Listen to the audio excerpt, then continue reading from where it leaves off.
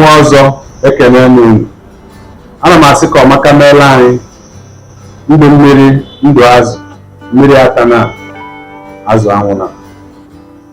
A sị ka ncheta n'elu mmiri na okwu nke ụbọchị taa nọọ mkpụrịga ka eji ele nwampi na ọ bụkwa nganga ka okenye ji agbalụ efi ọsọ.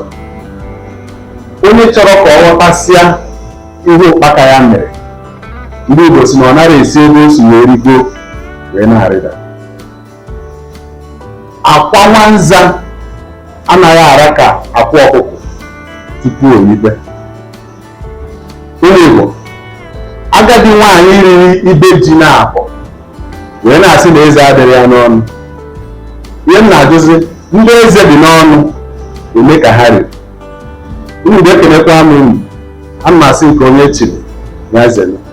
Ka anyị chetakwanụ na ezi apa ego na onye kpọọ ọba ya mkpọkọrọ, agbata obi ewere ya kpọọ ntị.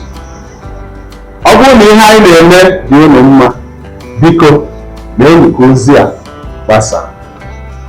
Ka emesịa.